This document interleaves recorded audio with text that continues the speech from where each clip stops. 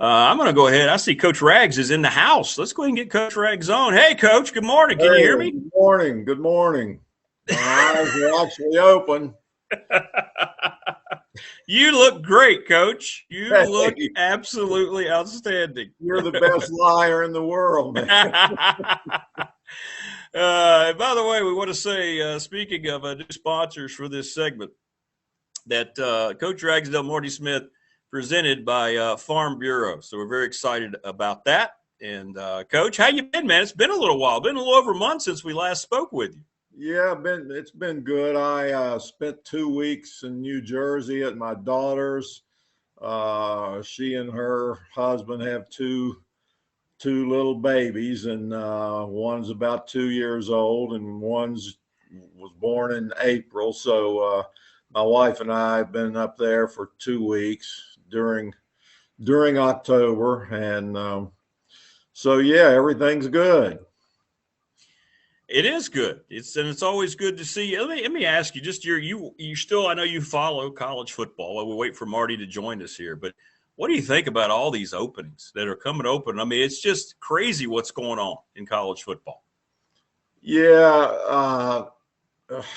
I don't even know if I know what to say. I've always thought some of these firings are during the season. I don't particularly like that, just in general. I mean, I'm sure every situation is different, and requires one thing or another. But I've never liked firing a coach, 2 or 3 weeks into the season, unless there's extenuating circumstances for Sure. starters.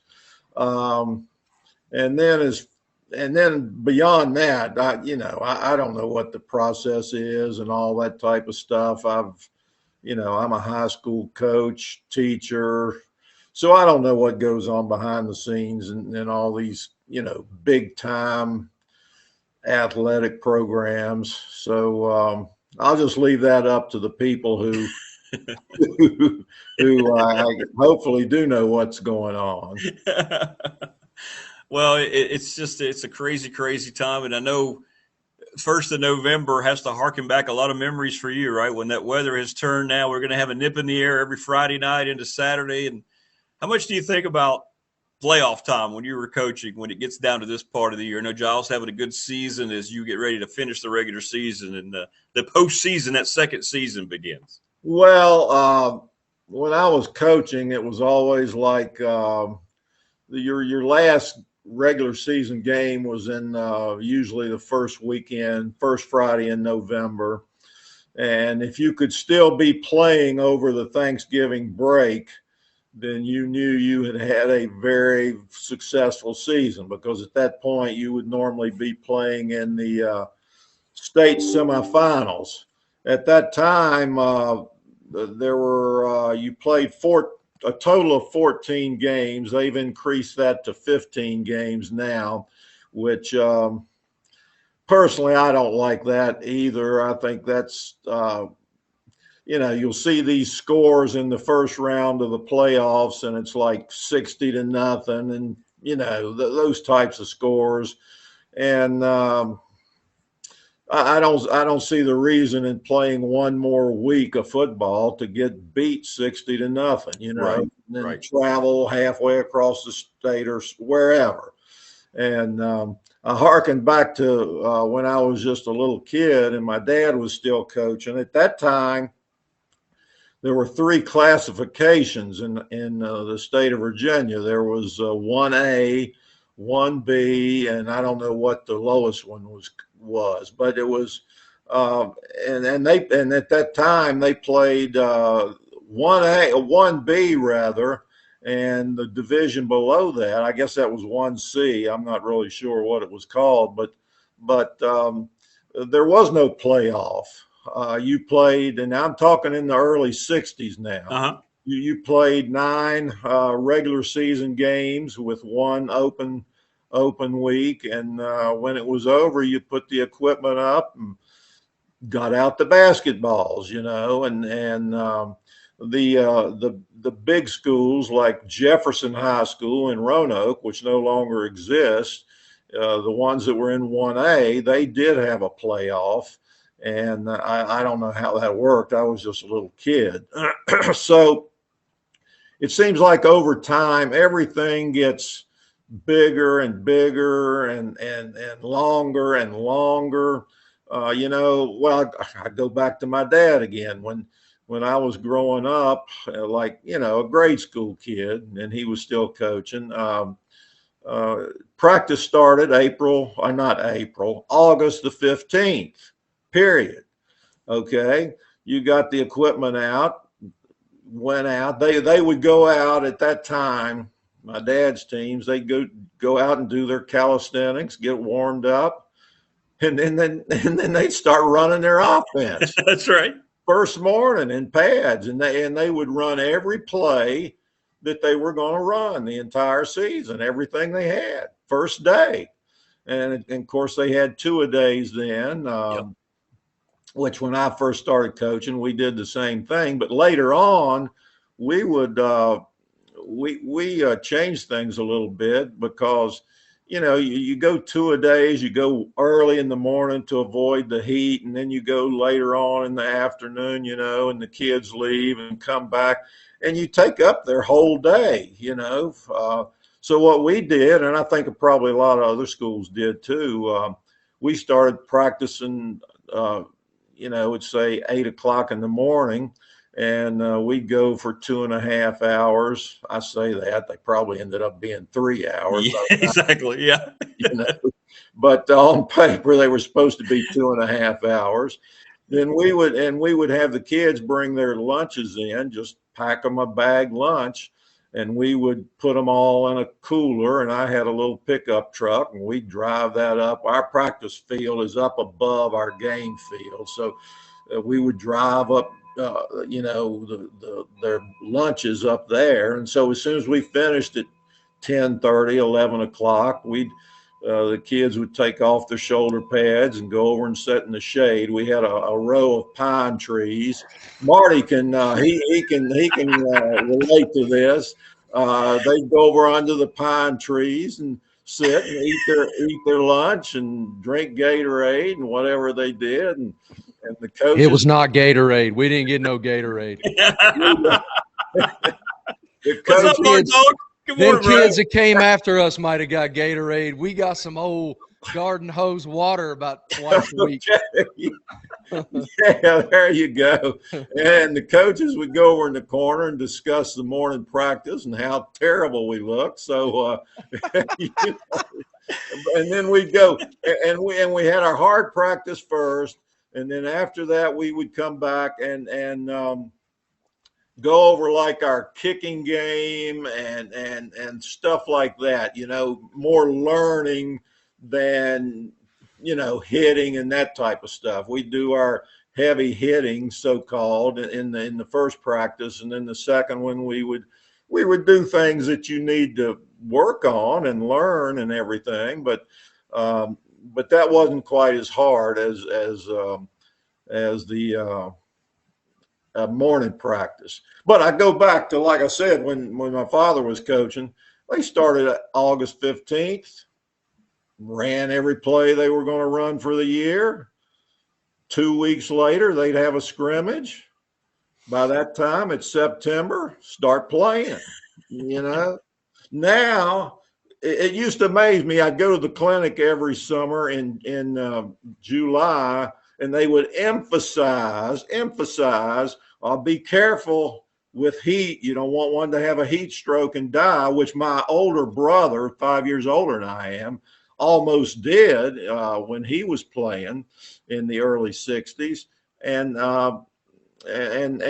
so I'm glad they emphasized that and gave us information on that. But at the same time, I was thinking, why are we starting the 1st of August if you're so concerned about heat stroke?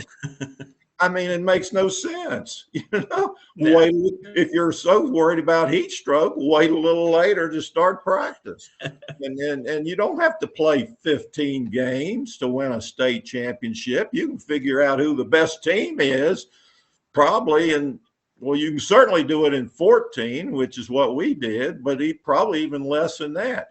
by the time you get to the end of the season, the kids are tired of football. They've been doing it for August, September, October, November, and now a couple of weeks into December if they go all the way. I mean, that's like 5 months. Okay, I'm off my chair now. Oh, man, I love it. All right, so I got a couple thoughts. Start now, okay. Good morning, Marty. I want to say good morning to you, brother. Gentlemen, good morning. I love you both. I'm grateful for you both. It's awesome to spend time with y'all. All right, we're going to start with hydration, I guess. So I will say that during two-a-days, which Coach was referencing there, he's so right. Our morning practices were so intense. They were very intense. And Coach was always so good at reaching us at the emotional level that we were as 17-year-old farm boys, that the most difficult opponent that we're going to see all year is right here on this practice field with you. And that has to be the standard.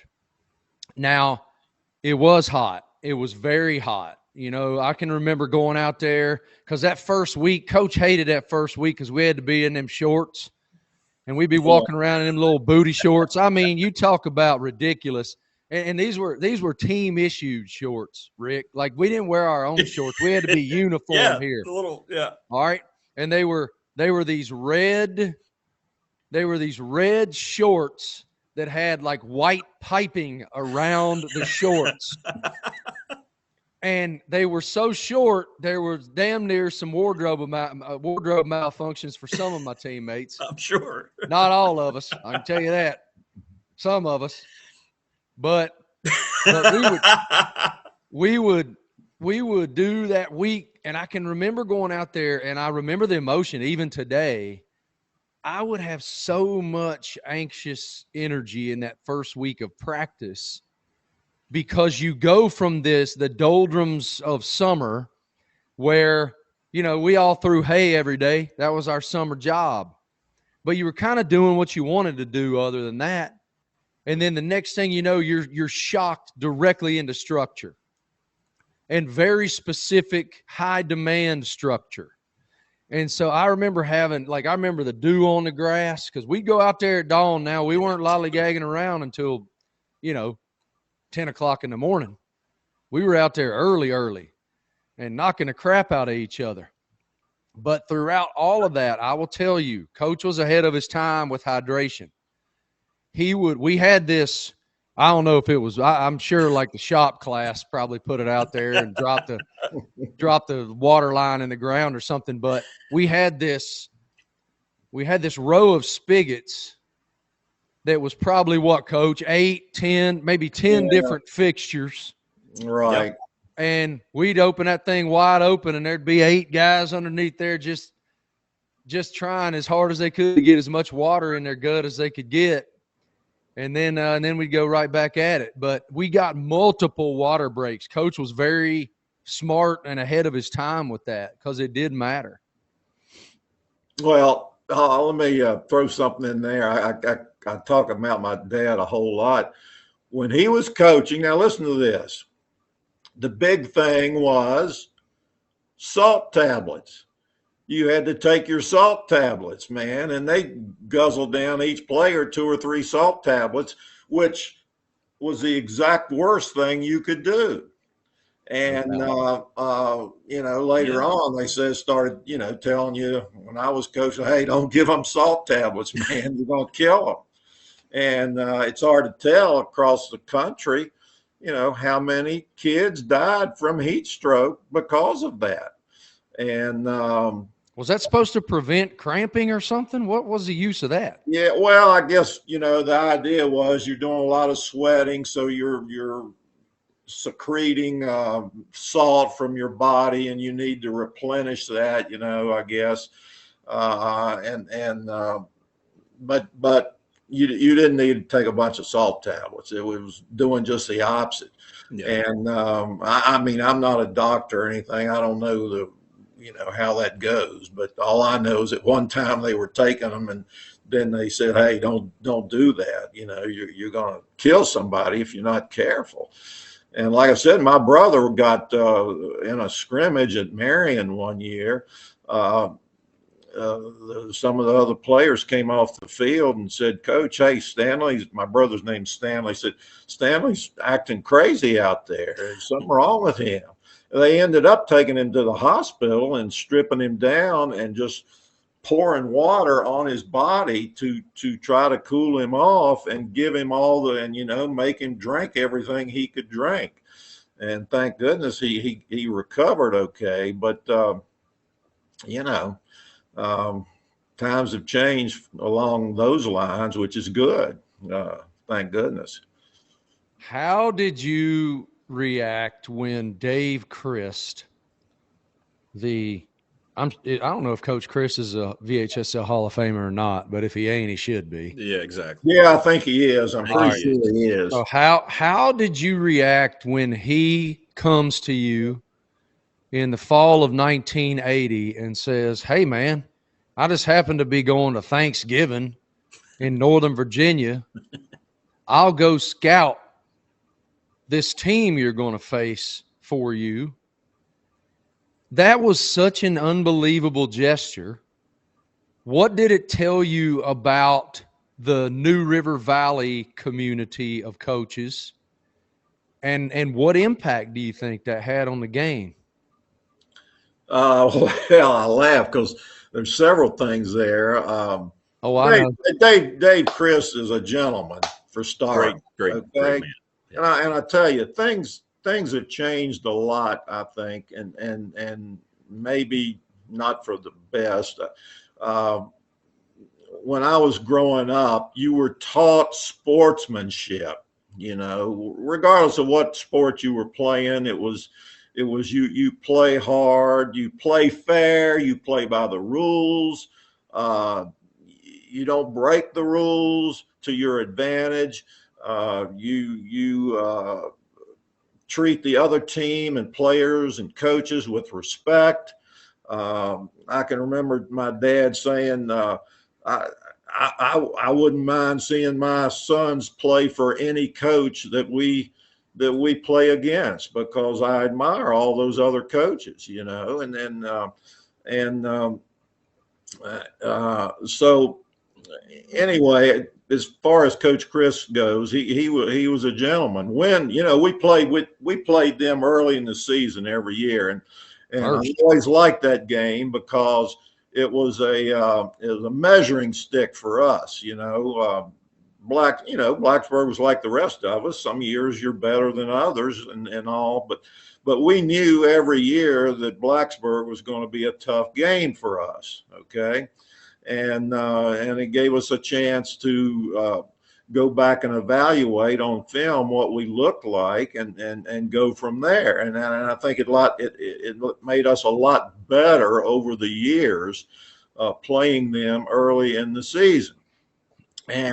But when the game was over, win or lose, Dave Chris was going to meet you at midfield, and you were going to congratulate each other.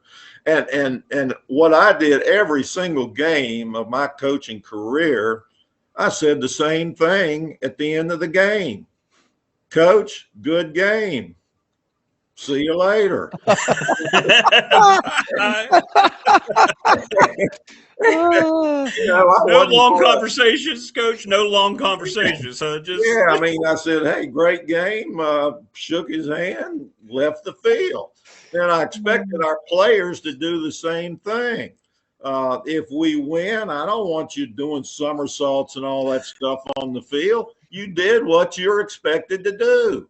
Okay. Yep. So, and if you lose, you act like a gentleman. You don't go crying around and go out and start a fight or something like that.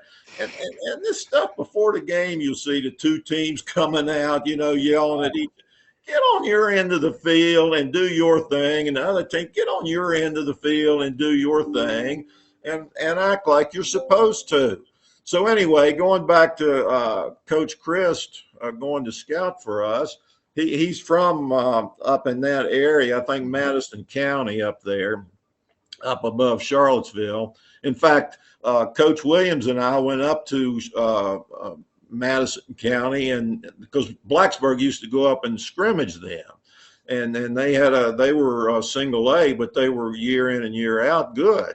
Okay, and of course Blacksburg was double A, and anyway, he was going up there for Thanksgiving, okay, because that's where he's from. His family was up there and stuff like that. So he volunteered to scout for us. I said, "Great, man. I really appreciated it. I heck fire. We had never. This was my third year, and we had never been even sniffing at the playoffs. Okay, so I didn't really know what you did when you got into the playoffs. And so he volunteered to do that. I thought, great.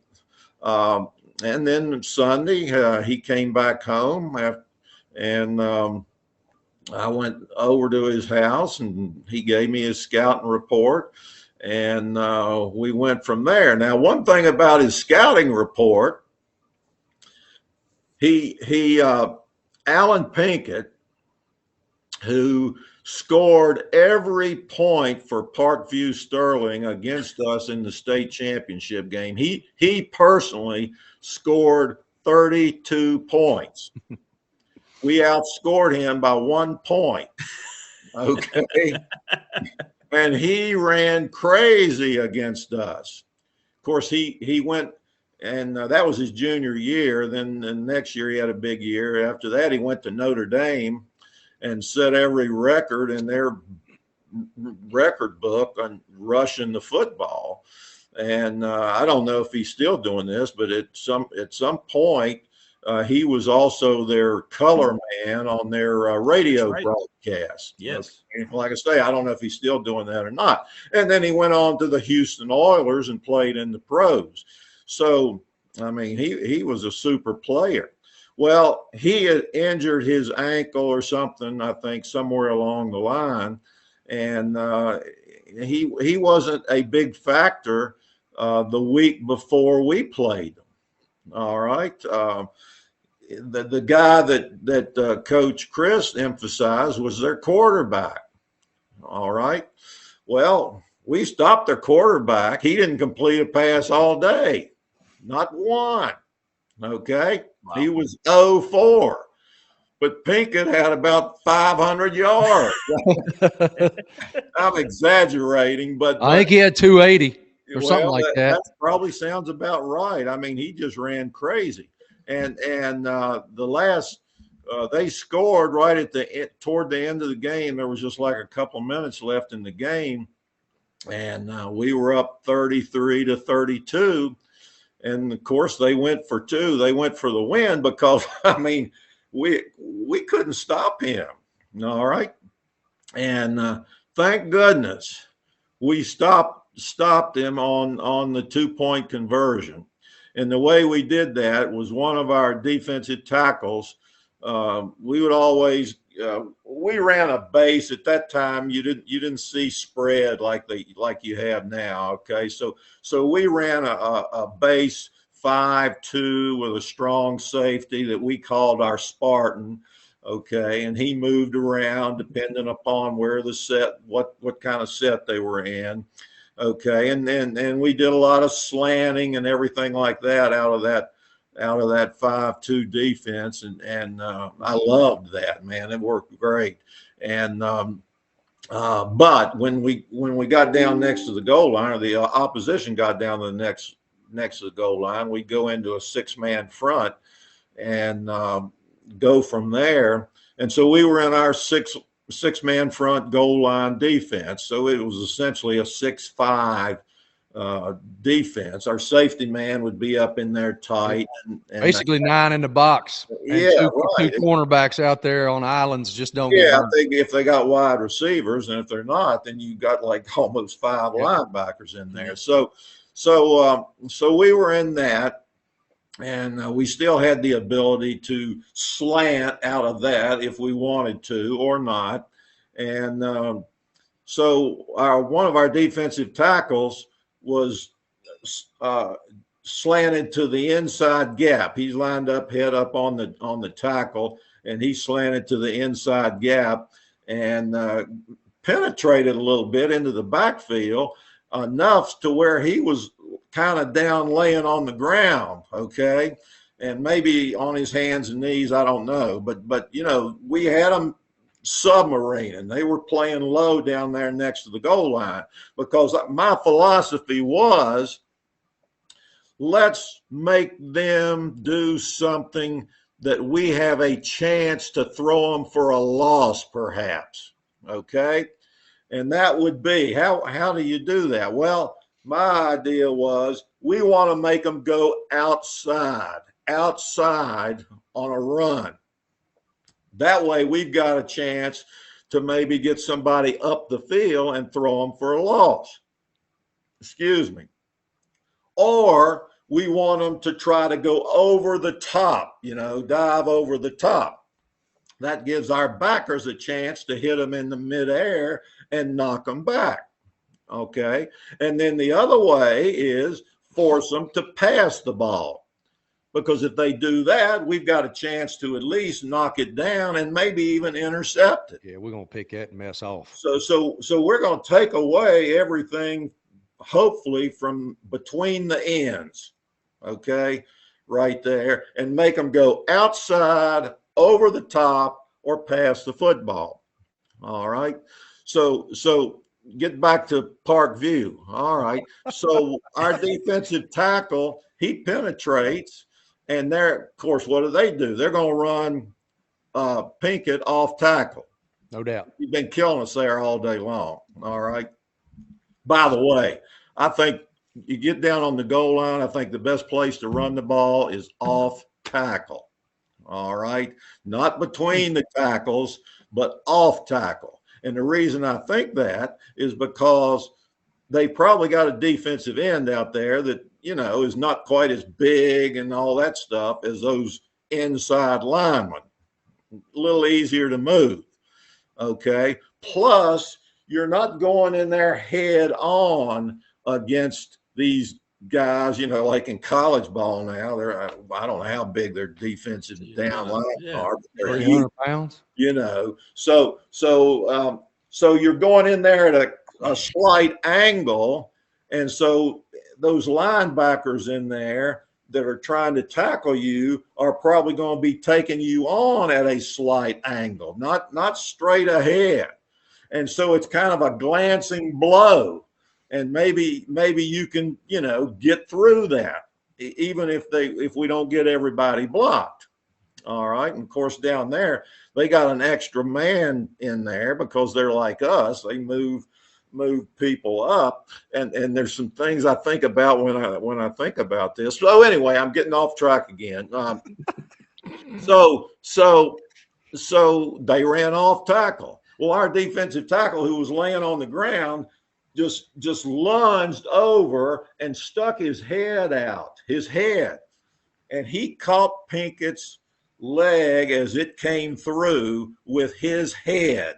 All right. Wow. And that tripped him up enough to where our backers by that time had converged on him and our defensive end and were able to stop him short.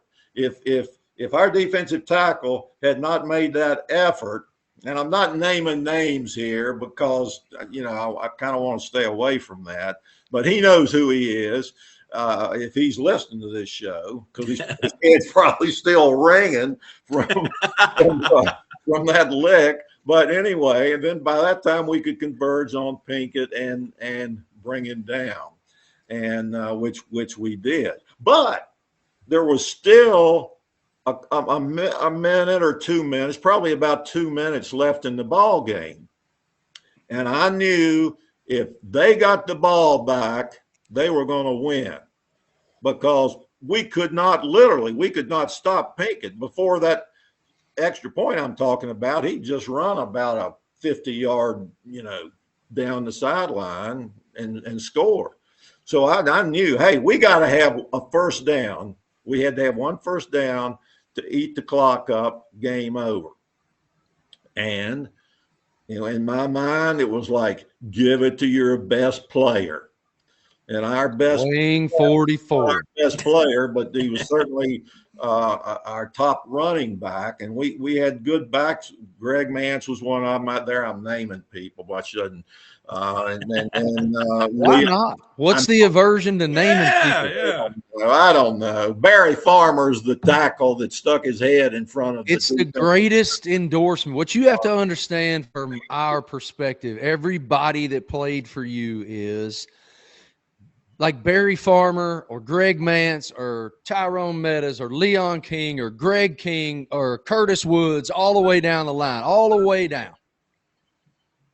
The fact that any of us would live in your memory and in your heart that way is the greatest endorsement we could ever have.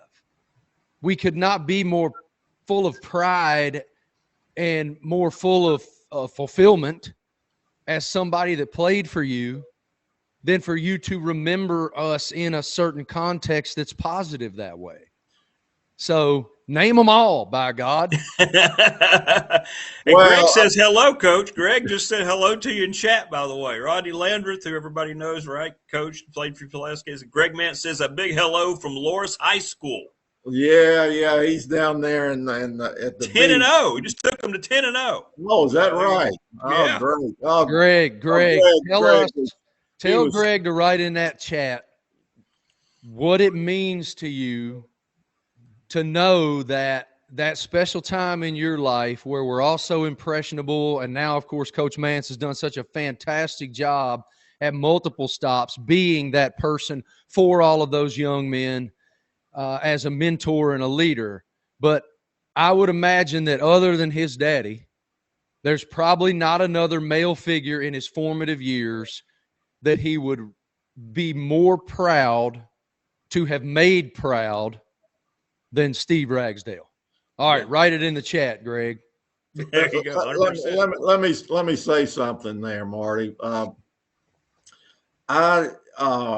And I mean this, I may get emotional here about this. I live for that. I literally loved the kids that played ball for us.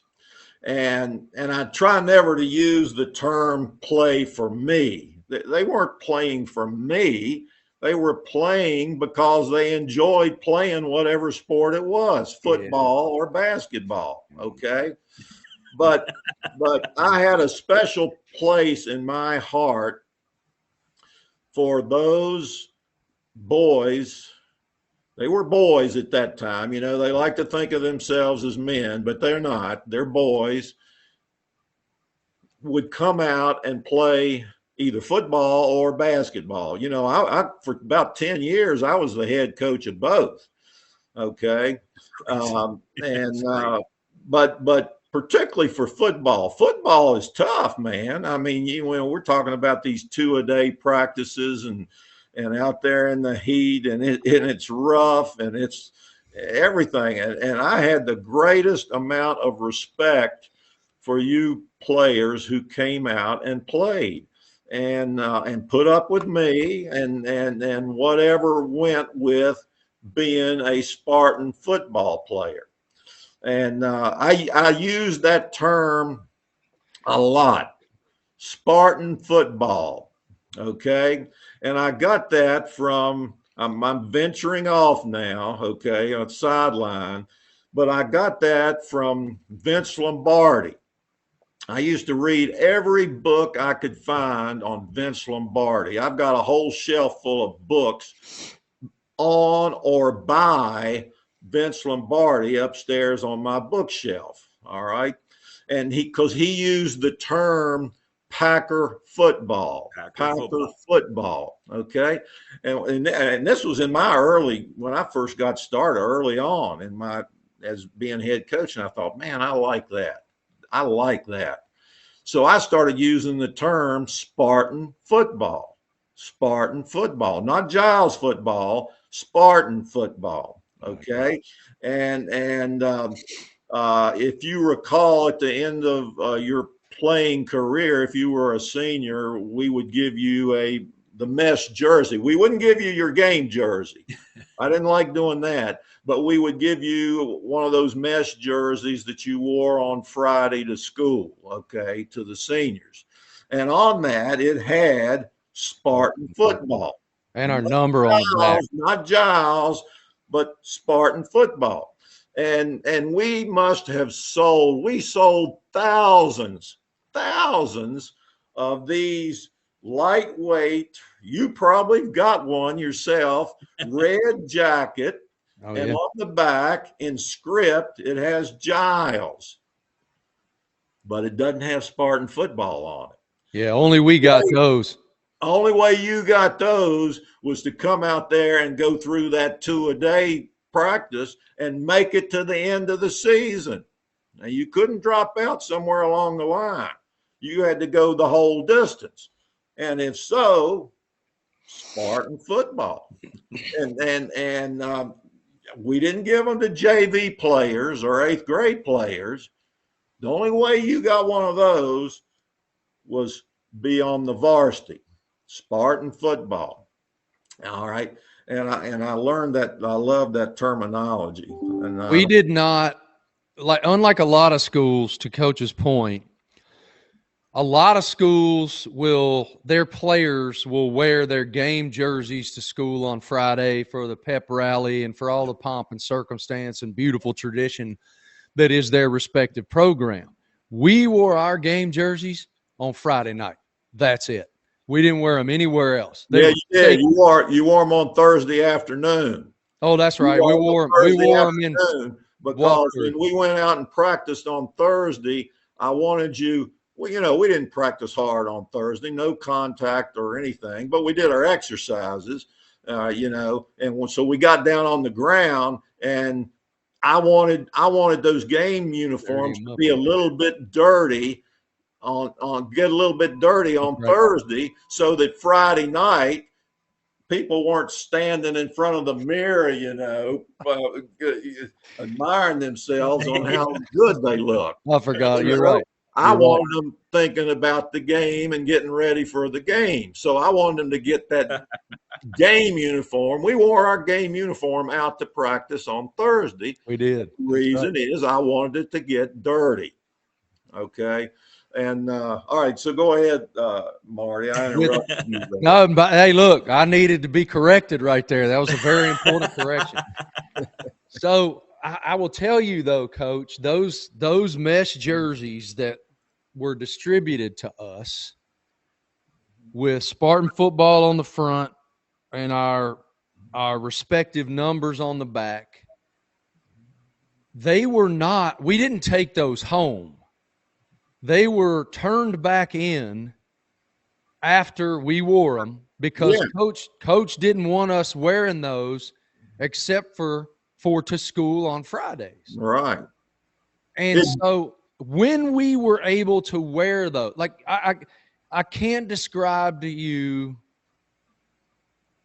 what walking through the halls on Friday was like as somebody who had that shirt on. You feel like a Titan. You're a Spartan. As the great Stevie Steele always said, we are the Spartan men. And we are built different than they're built. And we felt like kings wearing those things around. All right, let me throw this in. Every successful sports program, but specifically football, because again, it's a rough, tough thing, okay? And but every successful program is, in my opinion, based on you've got to get a feeling in your community. And this is extra true in small communities like ours. You have got to get it so your community is backing you up 100%. When I first started coaching, Well, I did this. We did this. I had you could have money raisers. You had as in the school you could have two money raisers. Okay, and ours was two things: putting ads in the football program, and the second one was selling apparel. Okay, like jackets and shirts and that type of stuff. Okay. All right. So when I first started, probably after my first year, because we didn't win but 2 games my first year, we were 2-8. All right. And those guys that were sophomores on that team and got beat to death, and I think I talked about this on a previous show, they were seniors by 1980, and they had been there for 2 years. And so they had grown up, not just physically, but emotionally and mentally, the whole works. All right. Because we were starting like 5 sophomores my first year. And I mean, they were getting the snot beat out of them out there. Okay. By guys who were bigger and better. All right. And it's just that simple. Okay. And, but anyway, I'm getting off track there a little bit. It's all right, man. You've got to build an atmosphere in your community that playing Spartan football is important. It's important. Okay. I go back to, all right, when I first started, our coaches, I would take the majority. We would have about, I think it was maybe 100 ads in our football program. And I would do 50 of them myself, and then I would take the other 50 and assign them to a coach. Like, hey, you got this 10, you got this 10, you got this 10. Okay, so that would cover the whole thing. Well, I went into this one, and we had the best support. I was talking to a guy the other day, a gentleman older than I am, I think, and he was getting his one of the books that about that 1980 season. He wanted me to sign it for his daughter, who was in school at the time. Okay, he was going to give it to her for a Christmas gift. Okay, so he was a great supporter, man. I told him just the other day, I said, I appreciate you so much, because I never came into your store and he was a successful businessman, all right, in the community. And I said, I never came into your store asking for money that you didn't just pull your checkbook out and write me a check. Didn't even think about it. And we'd talk, and whatever, and then I'd move on. But I went into this one store, and one of the workers in there said, why should we buy an ad for your program when we're just going to get beat anyway? I remember that to this day. And that was like 1978 or 79. That's been a while back, but I remember it. Okay. And I didn't say anything back. I just turned and walked out the door, said, thank you for your time, something like that. That kind of goes along with my thing at the end of the game with the visiting coach, the opposing coach. Hey, you just whipped my tail in, but good job. Good game. Okay. I just whipped yours, but good game. Good game. Okay. So thank you, ma'am. Appreciate it. And go on to the next thing. All right. Well, that changed over time. And that took some work and effort on our part. And it took a change of philosophy on my part. And I may have already talked about this. If I have, please stop me. Okay. But when I first started, my concept was, if they want to play, they'll be out here, So I'm not going to go beg them, quote unquote. I'm not going to go beg them to play. Well, Vic Edwards, there's a name for you, who was one of our assistant coaches. He said, Coach, now wait a minute. Let's think about this a little bit. We're starting from scratch. We got to do things to try to get those kids out here to play. All right, we can't just say, hey, come on out here if you want to. We got to go. We got to recruit. People think, oh, well, recruiting is just for college athletics. You got to recruit in high school if you're going to have a good program. I'm not talking about just a good season here and there. I'm talking about a good program year in and year out. You've got to recruit, and you got to do things in the community that make it so the kids want to come out and play. All right. And there's a spectrum there. I mean, some guys, they love it.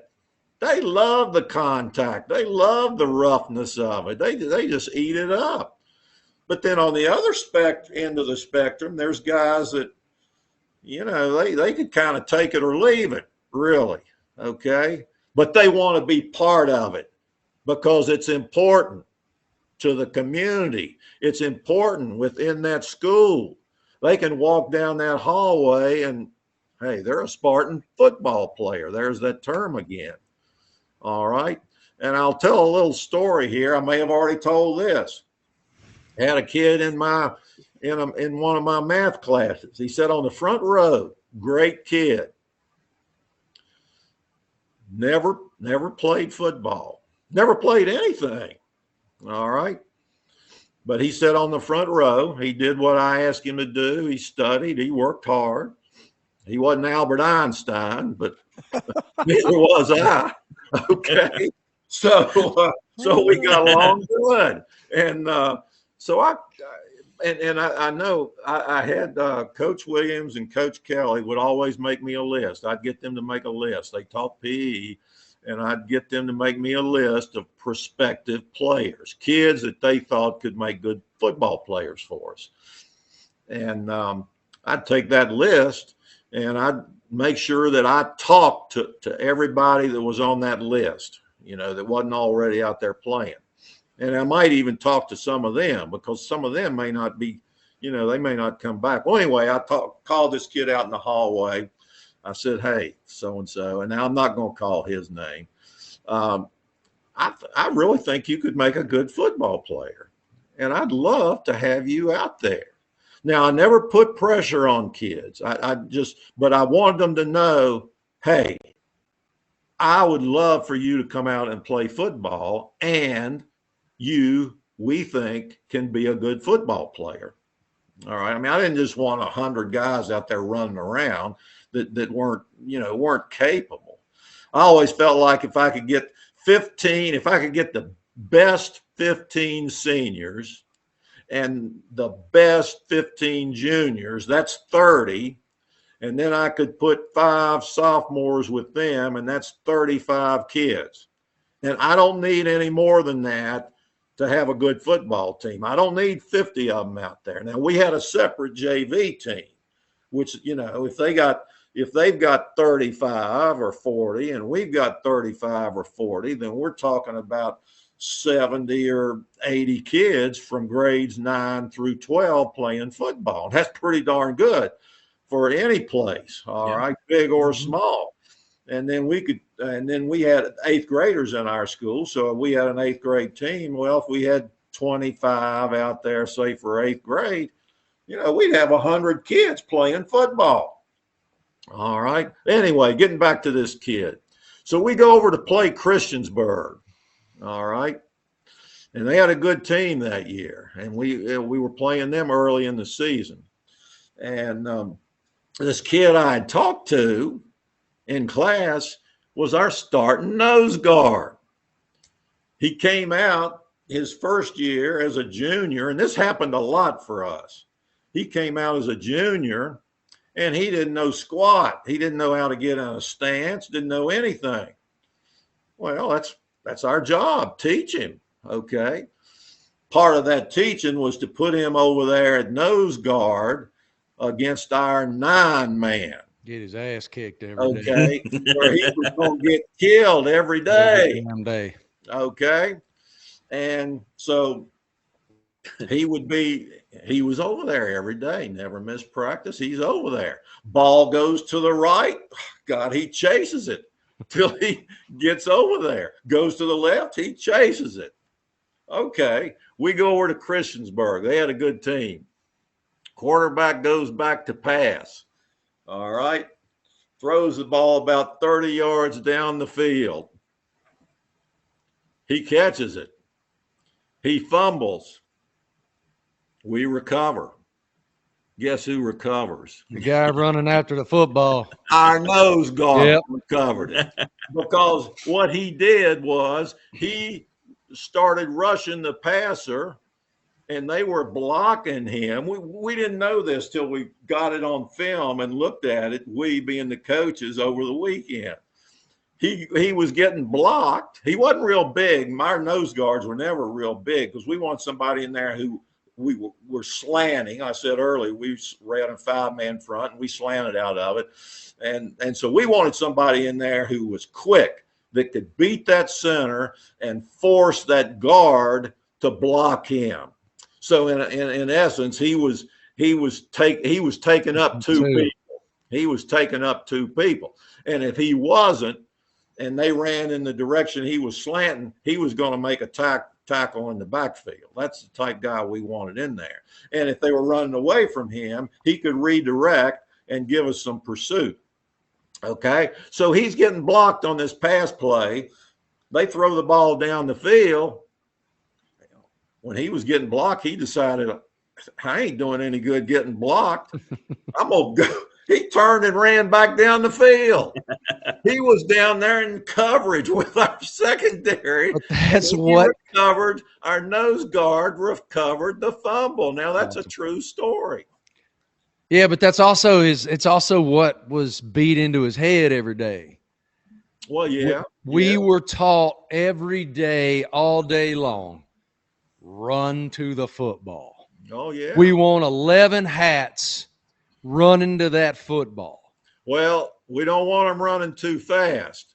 We don't. I know we got to set the edge and all that stuff. We don't want that offside end taken off. I know. And here comes a reverse. I know. Around the end. You know, I talked about this last time.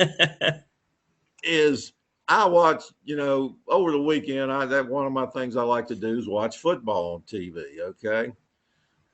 I see the same mistakes at the college level and at the pro level that I saw on the high school level. No difference. Okay. All right. You're responsible for that quarterback, on the option. So they run an outside dive type play right at you. And what do? You step down in there, and here goes the quarterback, keeping the ball around the end. All right. Okay. You're responsible for any kind of misdirection if the ball goes away from you. So here it goes. Everything's going away from me. The back, the quarterback, they're all going away. So what am I going to do? I'm going to forget my job and go do my thing.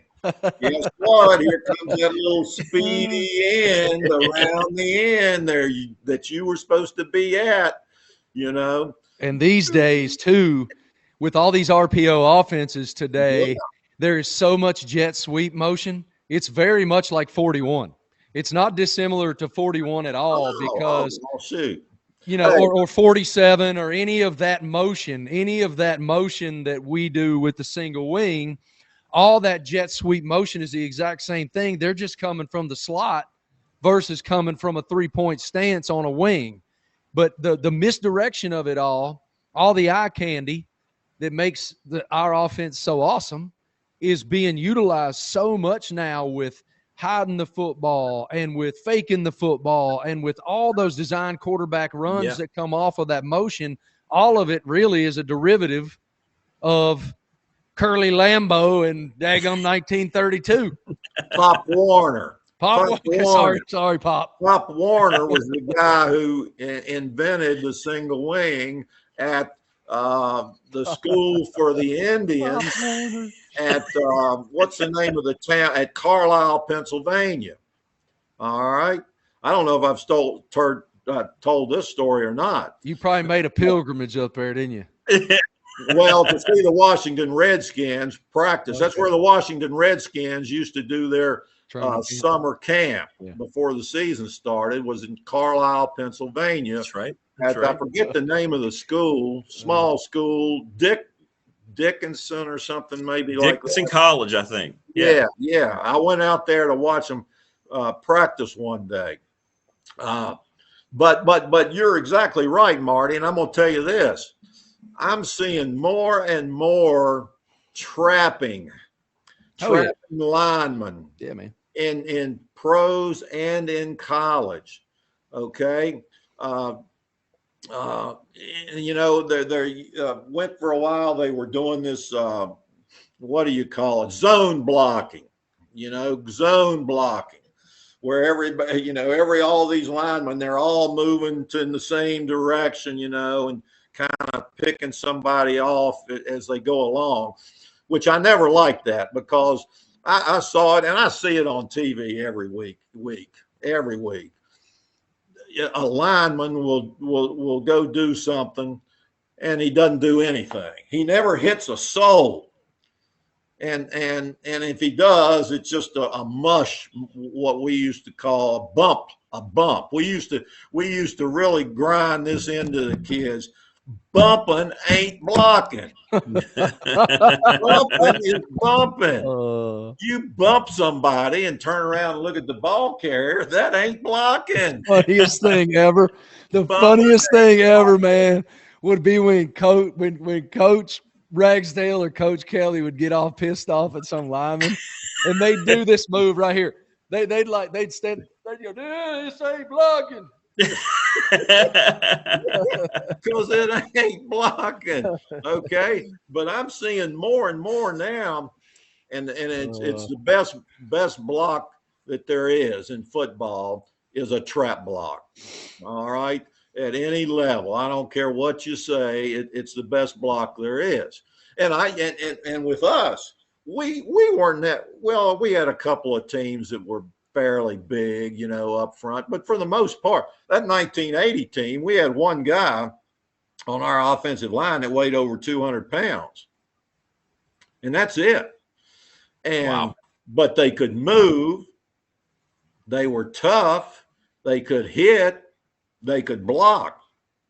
And I would always tell them, in our offense, at the point of attack, we have got at least 3 people versus 2 of the opposition, because we're going to double team down on one defensive lineman, and then we're going to trap the next man over to the outside. That's 3 against 2. And I'd tell our linemen, hey, I don't care if you don't weigh but 150 pounds. And that guy down there that you're going to block with your buddy here is 250. Let's see. You're 150. Your buddy beside you is 150. I'm a math teacher. 150 plus 150 is 300. All right. And guess what? You got 4 legs, not just 2. All right. And that always got me too. I go to these clinics and they talk about, you got to get your hands on that guy. Get your hands on him. Well, guess what the strongest muscles in your body are, where they're located? They're located below your waist, okay? Your hips and your legs. That's why, they all do squats. But you can make your arms stronger, but your arms will never be as strong as your hips and legs. I don't care what you do. Any sport, golf, hitting a baseball, them guys, they're strong in the hips and legs. Jack Nicklaus, look at pictures of him. He was big in the hips. He was. Okay. Still is. Try shooting a basketball sitting down. Sit down on the floor and see if you can hit a 3-pointer. Because you can't use your legs. To shoot a basketball, you got to use your legs. It's not just your forearm and your wrist. It's a whole body thing, starting with your legs. Okay. So I tell them, hey, you two ought to beat that guy down there, and we expect you to do it. And so I love it. All right, so on that topic, but this is, I love this, man. It's like a time machine for me. It's great. Yeah. All right, so I got a couple things. All right. The first thing is, Coach was talking about that galvanizing the community, and how you're playing for something bigger than yourself, and that was very palpable for all of us. We all knew it.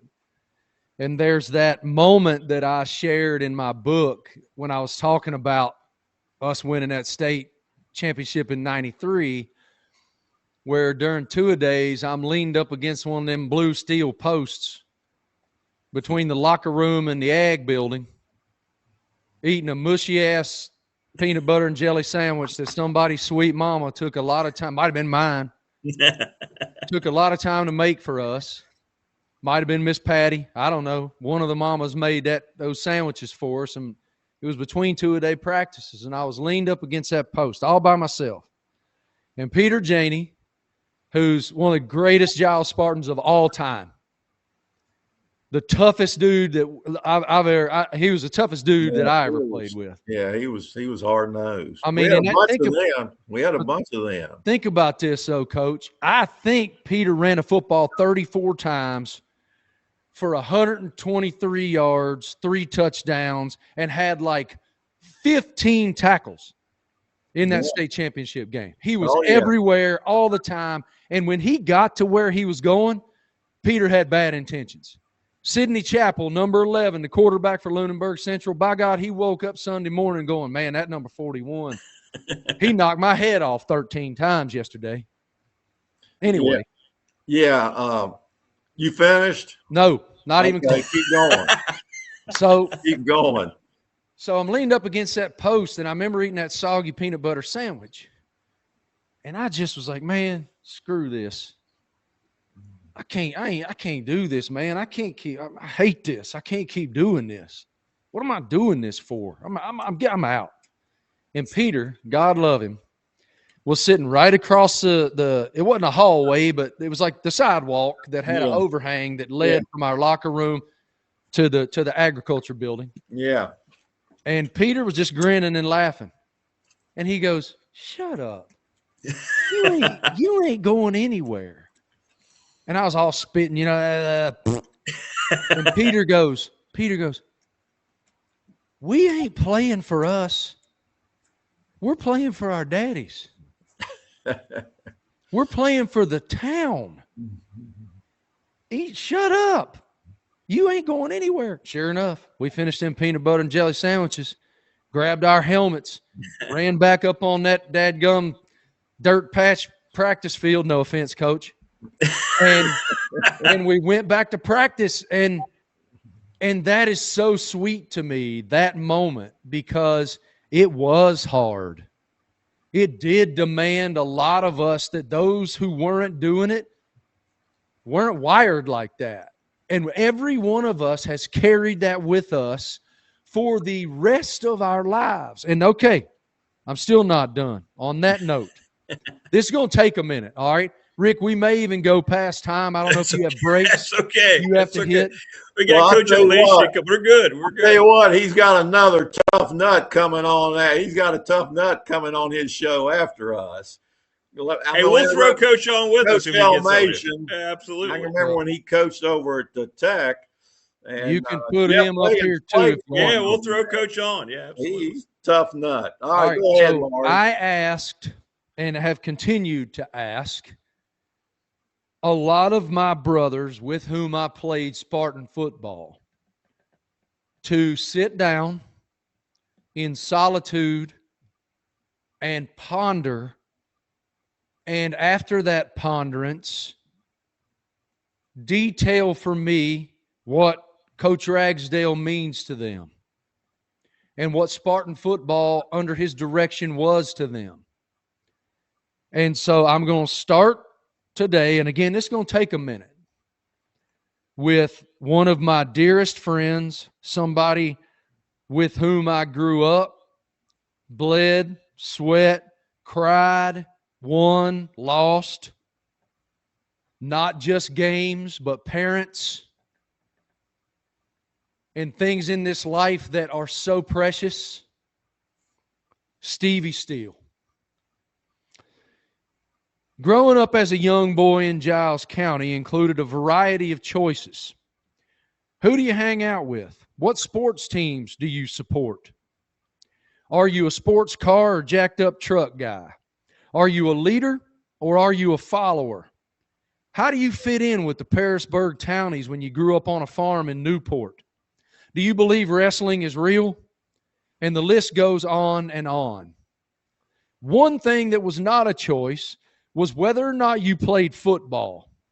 Texas probably has the corner on big football, but Giles County's not far behind. We started in the 4th grade in the local Little League dynasty. Full contact with helmets that didn't fit and cleats selected from a box of hand-me-downs that were left from a group of kids that came before us. The coaches picked all the kids up along the way to the practice field, as many parents were working late shifts at the local Celanese plant or simply trying to keep the lights on. We learned early that this was a way of life.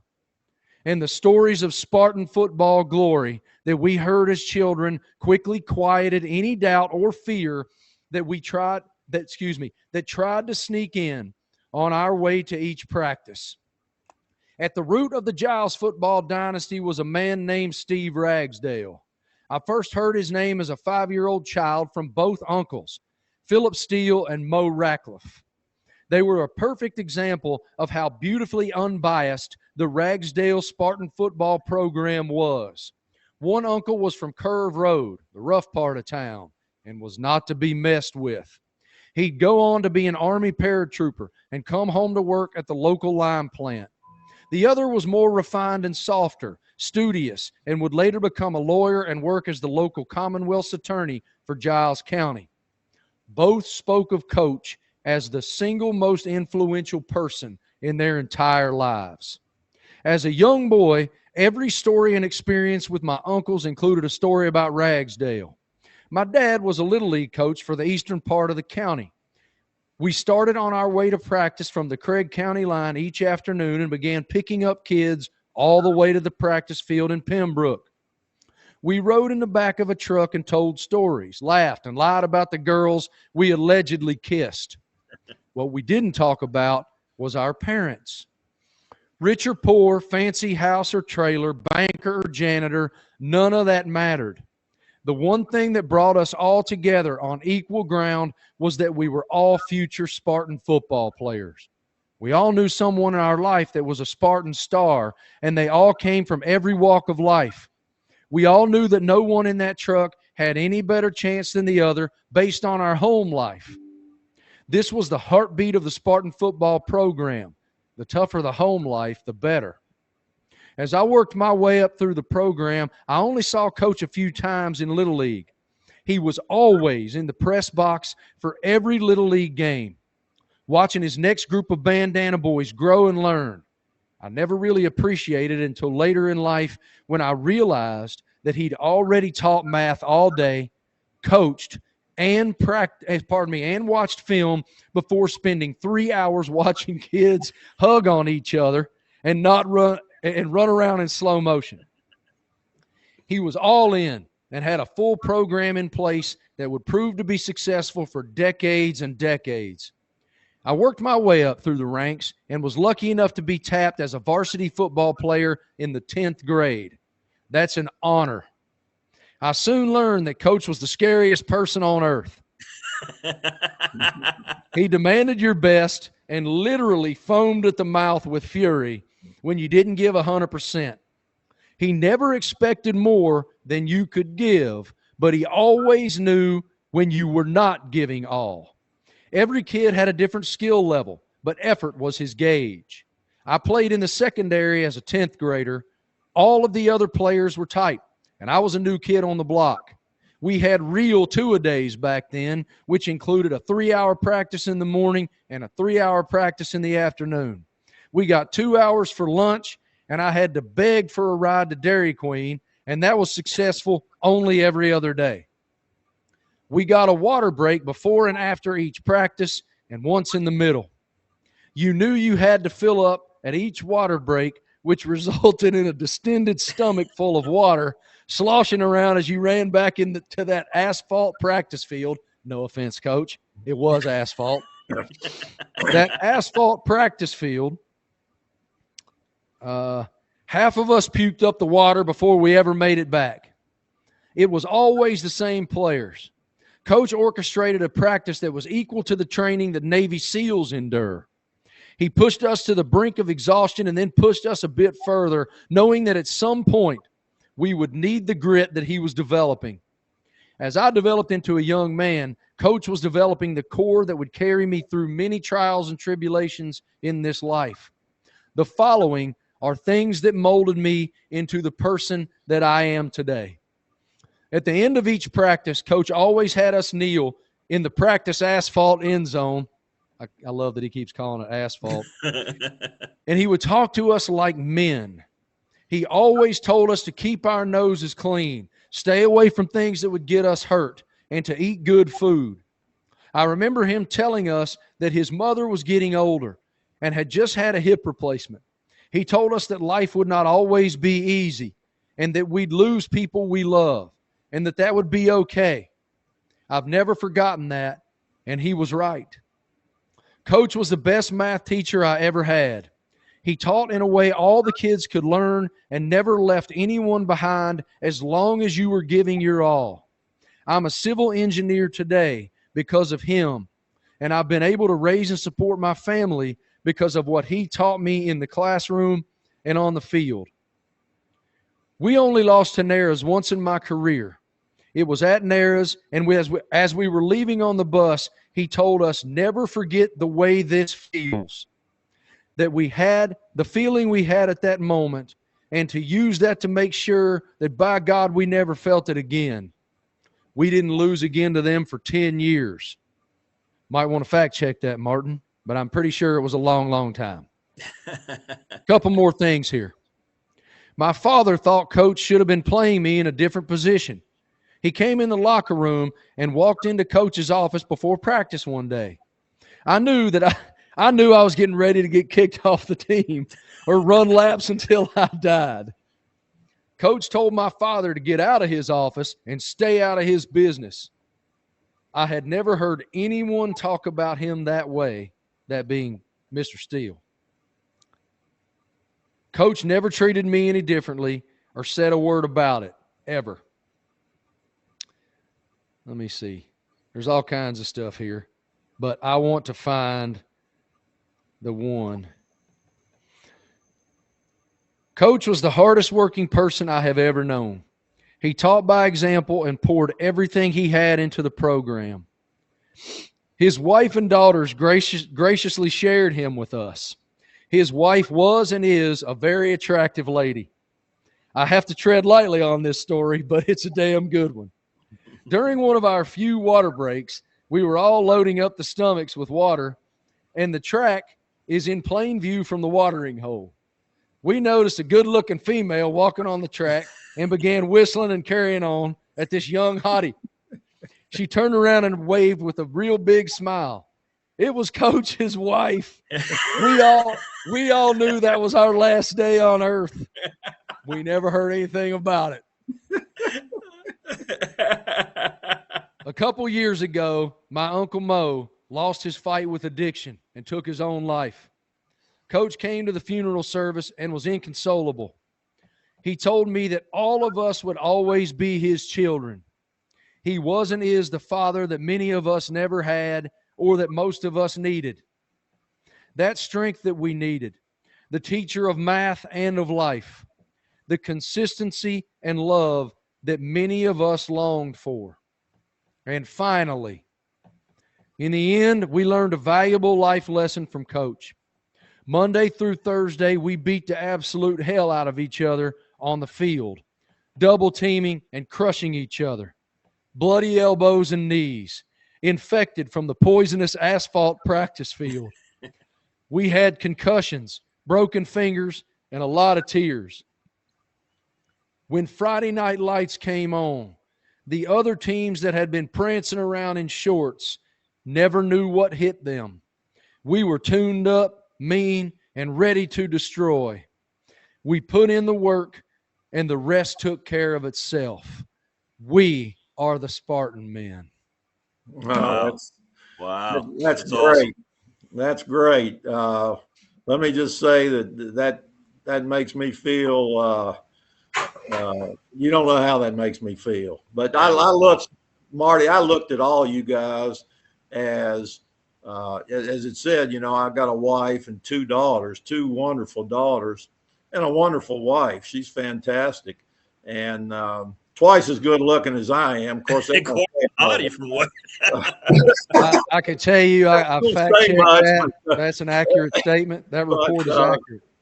But I always looked at you guys that played football. You were in a separate category for me.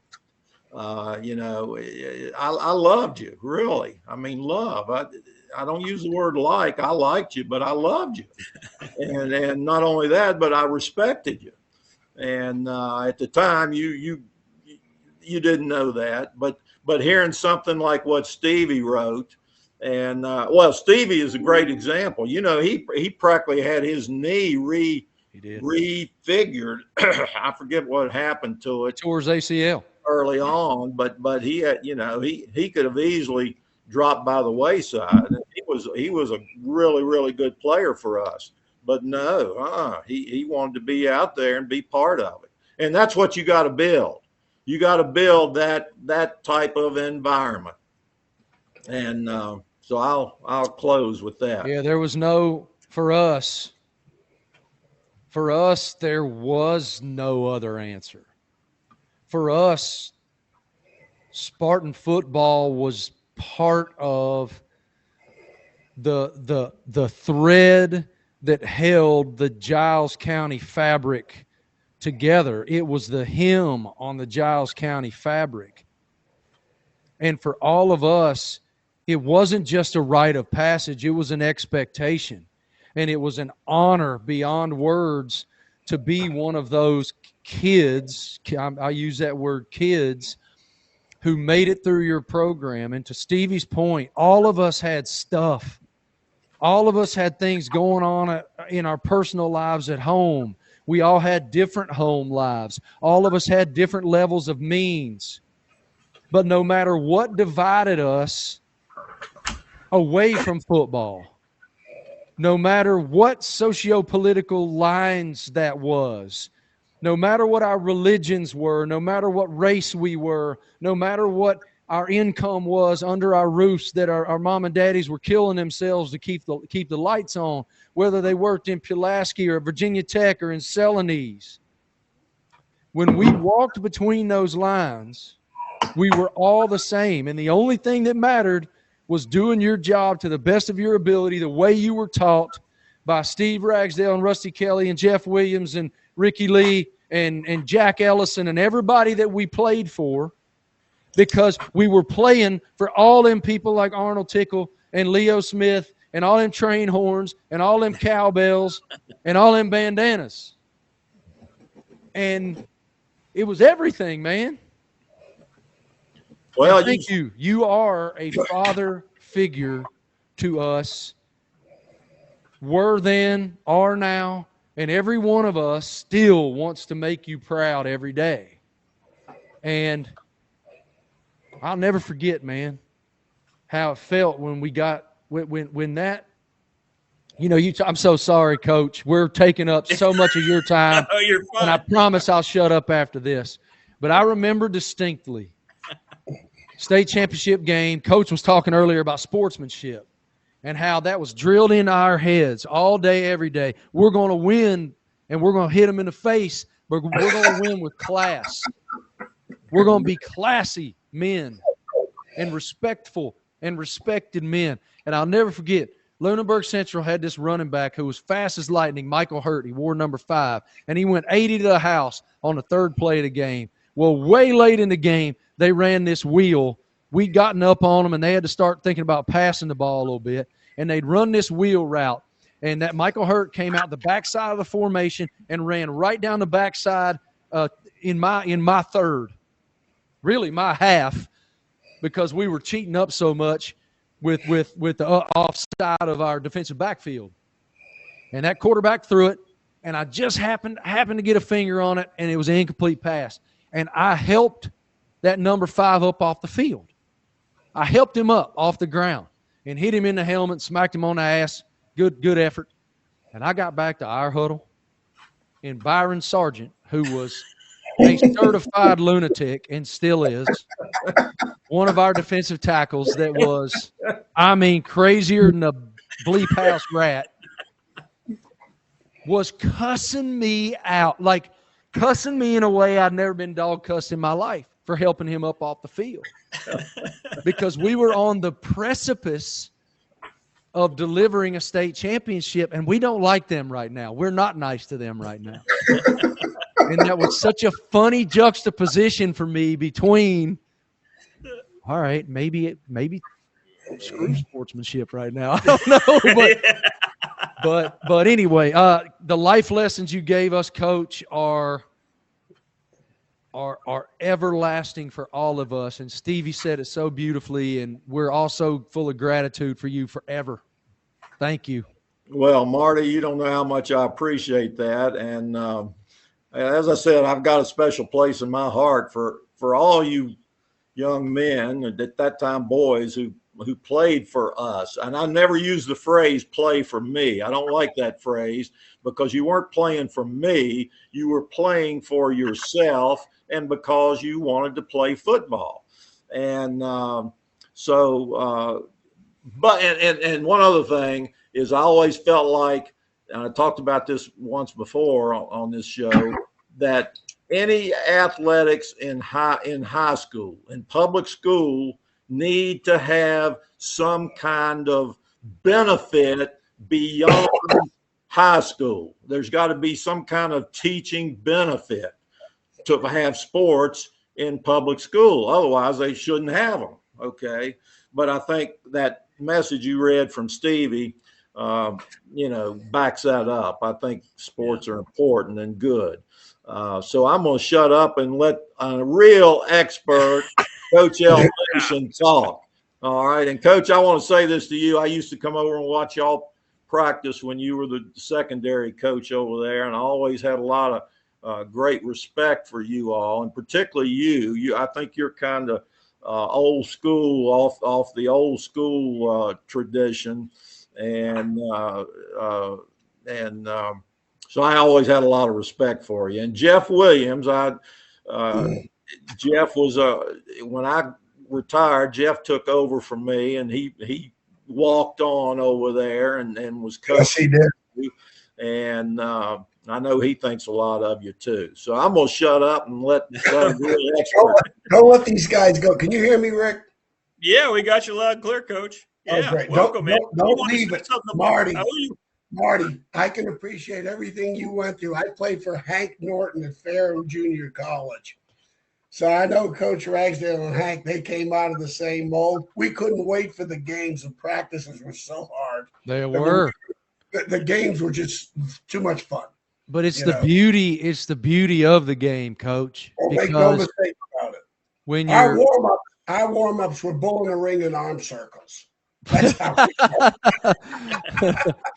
well, at the end of every practice we ever have, Coach would go, all right, we're going to line up one-on-ones. And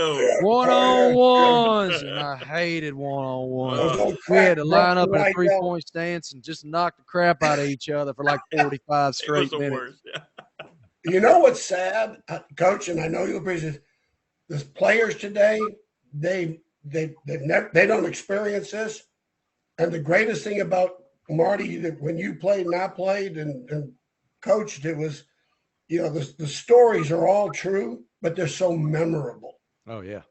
And what we went through, the players today, I feel sorry for them. They'll never experience it, what you had gone through with Coach, and I went through with Coach Norton.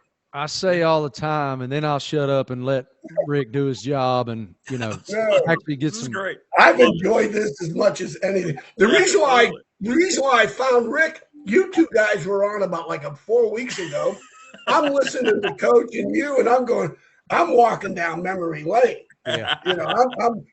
It's like I'm taking a walk down 460 along the New River. I say to these young men all the time, coaches and Rick, because having the incredible blessing of, working on College Game Day and being in the SEC all the time, and some of the coaches have asked me to come address their teams. And I always say to them, in the NIL era, college football has become so transactional. When you're in a pay-for-play moment with unregulated free agency, you may only have this guy for 5 months or 6 months of your life. And all of you guys are going to go on and you're going to do amazing things. You're going to get married someday. You're going to become a father. All of you guys are going to become incredibly successful professionally, whether you're one of those 0.4% that make the NFL or not. But you're never going to have today again. You're never going to have the collegiate atmosphere, because even those of you who go to the NFL, it ain't the same. It ain't the same.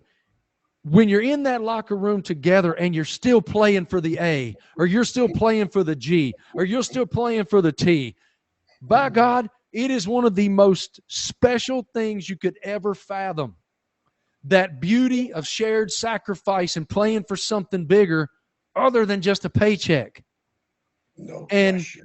And it's just so important, man, because, the money's – I can't imagine, by the way, being one of these young men making $2, $3, $4 million as a college student. I was an idiot. I had lint in my pockets, and I was an idiot. I can't imagine being rich, at 20 years old or 19 years old. But I don't want to lose the spirit. That's the thing that has that lasting power. Right.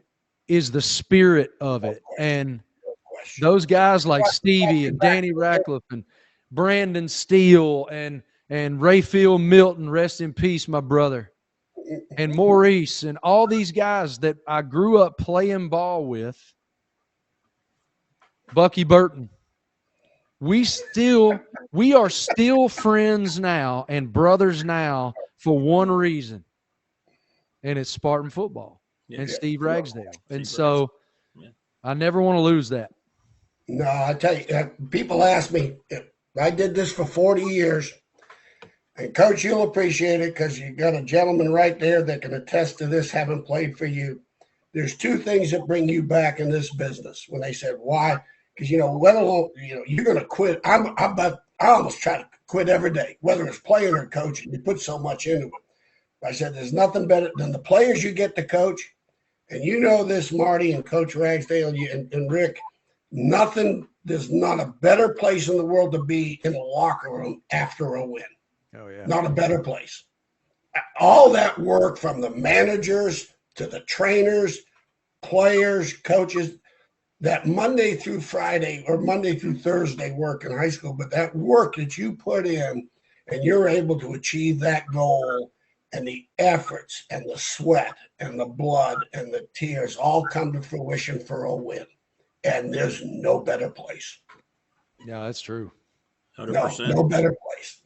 Coach, I think you've hit on something there. To me, football is the ultimate team game.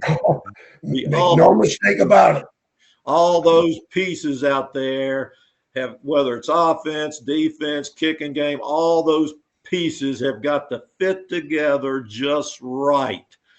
You can't depend on just one guy to make 3-point shots or whatever it is. It's the ultimate team game. When I watch the games, even the college games, it really frustrates me, when a kid makes a play and they go off okay, fine. I got it. It's entertainment. But let me tell you, you'll appreciate this, Coach Marty. I think you'll appreciate it. When I got to Virginia Tech in 93, in 92 season, they beat Temple and JMU, and they had a really rough year.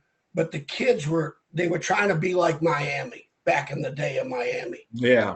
And celebrating by themselves of plays they made, and they're getting beat. And I said, we're changing this. So I told the play, as you would say, Coach, when you make a play, those other 10 guys allowed that play to happen. Yeah. And the first thing I want you to do is you find your teammates and celebrate with them. And basically what you're publicly doing is thanking them for doing their job. And we practiced that. I practiced it. When they make a play, everybody had to go find everybody. If you watch, the thing I'm most proud of on defense, if you watch our 93, go back, and whether it's the Independence Bowl or Antonio Banks to the house. Antonio Banks, baby. When you watch, guess what number he wore? Yeah, there you go. You talk about celebrating the team celebration. Nobody defined it better than that 93 team from first game to last game. And that's as I'm proud of anything. I am so proud of that with those players. But y'all I could go on for days on that. I'm going to shut up, I promise. Rick's probably like, God, shut up. Oh, it's great. But I'm going to tell you, just as I said to Coach Ragsdale, Coach, Virginia Tech football and what you guys did under Coach Beamer built an identity for our entire region and a pride for our entire region of Appalachia, because our region of Appalachia is often misunderstood. Yeah. There's this built-in chip on our shoulders that comes with that because we have these accents, and a lot of people would look at us and say we're backwoods hillbillies. And by the way, that was something that Coach used a lot. Coach Ragsdale used a lot to inspire us. Sure. When we were playing against a Blacksburg, or we were playing against a Christiansburg, or we were playing against a team from the other side of the state. Oh, boys, they think y'all are just a bunch of rednecks. Absolutely. So show them. Hey, They were right. And they were right. Yeah, and you were. Same thing at Virginia Tech. Right. Yeah, they were, Rick. Why I They love were. coaching at Virginia Tech, it was a big ferrum to me. Mm. And I knew the kind of player going back to the Jerry Claiborne days of, you're playing with Virginia. Everybody wanted to go to the University of Virginia. If you didn't, you went to Virginia Tech, played football. And that's fact, back in the 60s and 70s. And I'll tell you, at Virginia Tech, you talk about the blue-collar, lunch-pail kid, and that's what we had. And Virginia, like in 1985, they got Mikowski, Dombrowski, Barry Word, John Ford. We ain't got anybody drafted in the Army in 1985, let alone. And we went up to Charlottesville and beat them like a drum. And the next year down at Virginia Tech and beat them like a drum. We beat them so bad when we got fired at Virginia Tech with Coach Dooley. George Welsh interviewed me. He wanted to know what the hell we were doing. I said, Coach, we just had a kid back there that had a chip on his shoulder, like a Brandon Simonis. Oh, what a beast. And Hank Coleman from George Wythe in Richmond, who, again, we beat Afghanistan for these kids. I mean, I get to Tech, I meet Simonis. I told Bud, I go, what are we taking this kid for? He goes, it's Frank's nephew. I go, give the guy a raise. Hey, Coach Elmassian, you wanted to say something to Marty about Ryan McGee, Yeah, right? Real quick. Would you do me a big favor? I really appreciate this. Ryan McGee, your cohort there. One of my best I friends. knew his daddy really well. His daddy officiated. I think he did one of our Farron games, but he was a great official, fun guy. I think he threw a couple of flags on me, and I established a professional friendship with his dad. And I didn't know it was his dad till somebody told me. They go, yeah, Marty McGee. Oh, yeah, that's his dad. I go, you're kidding. And when I would always go recruiting at Wingate, when he was the president of Wingate, I was always stop by his office and say hi. If you'll please relay to Marty what a first class. I'll tell you what, I'll do you one better. It would mean a lot to Dr. McGee to hop on the phone with you and have a good old catch up. I'll get Rick. Absolutely. Dr. McGee's number. Oh my And God! y'all can call and Really? catch up. Oh, that would be awesome. I love that man. Absolutely. I had more fun with Absolutely. him as an official, and I He's a got a great chance. man. And his son's President a of the great man. university. Great guy. Yeah. We're just doing our best to not step over the line and get fired. Shoot, as we all were. Stand in line and take a ticket. All right, we'll leave y'all to it, Rick. Coach, Yes, sir. thank you. I love you, bud. Thank you for everything you've done for all of us, and I look forward to next time. Absolutely. Same here. Same here, Thanks, Marty. Dog. Back Safe at travels, brother. A clinic for the ages. it. Okay. Absolutely. I've Be safe, enjoyed Mark it. Dog. Thanks, man. Coach Take care. Elmassian, good seeing you.